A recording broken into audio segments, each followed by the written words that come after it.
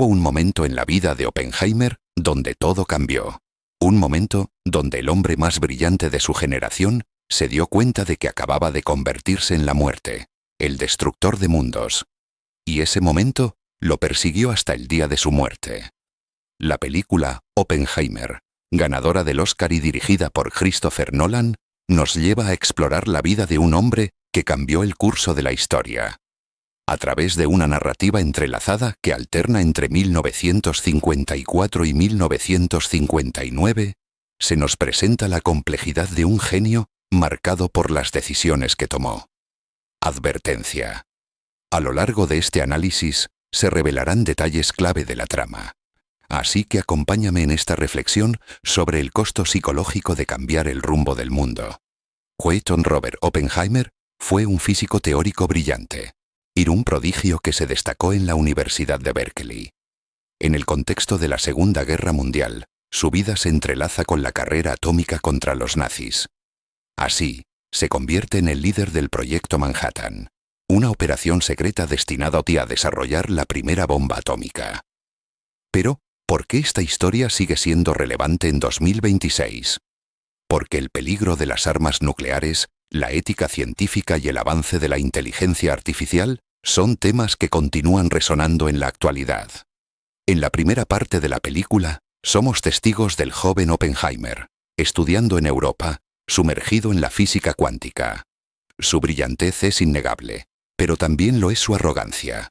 Las relaciones que forja, desde su romance con Jean Tadlock hasta su matrimonio con Kitty, revelan un hombre en conflicto.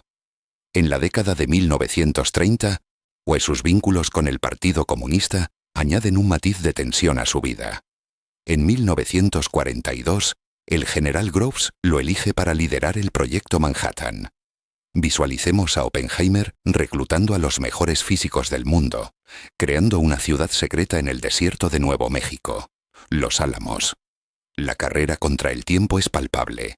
El miedo de que los nazis desarrollen la bomba primero lo consume.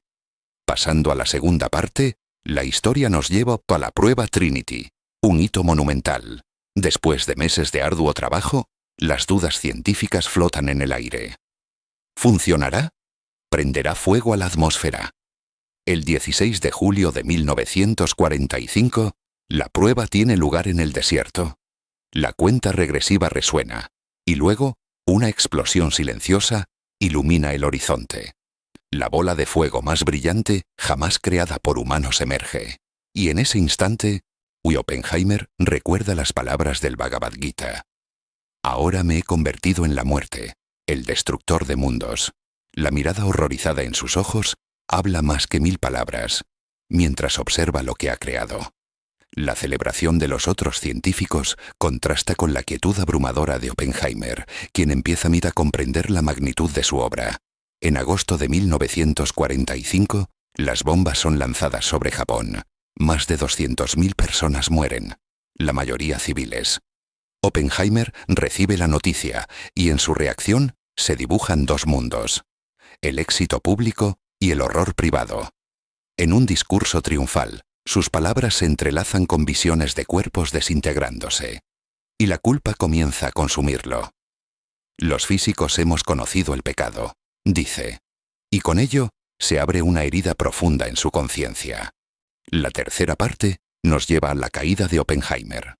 En la posguerra, se opone a la creación de la bomba de hidrógeno, un artefacto 1000 veces más poderoso.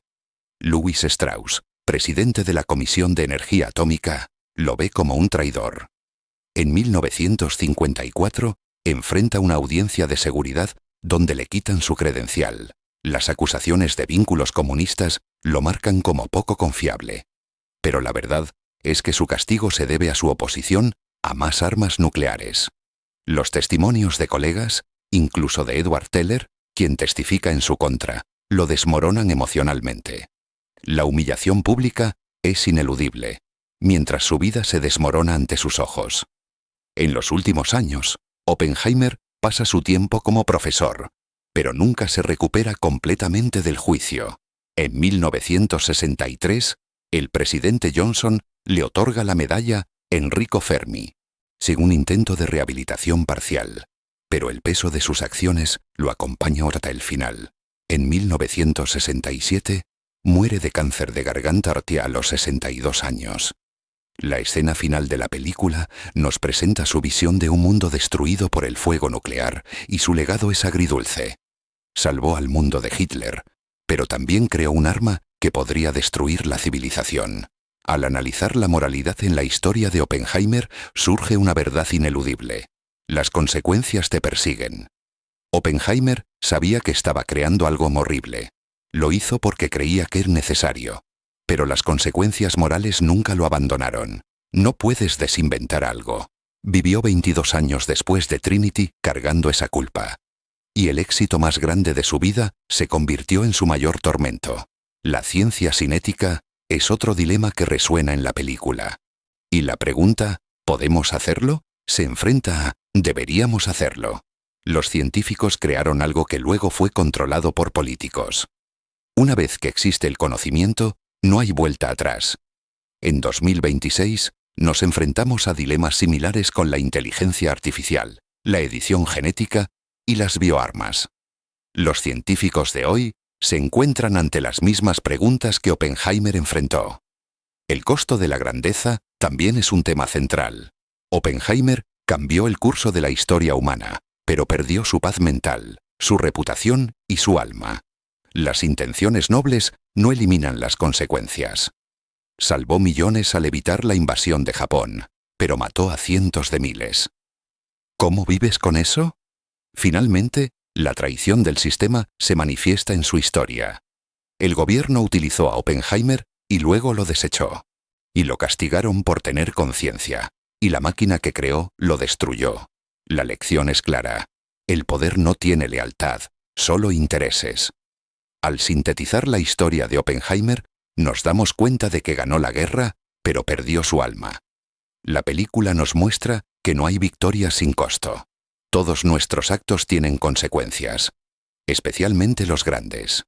Y así, surge la pregunta: ¿qué harías tú en su lugar? Reflexionemos sobre la responsabilidad moral de los científicos e innovadores en la actualidad.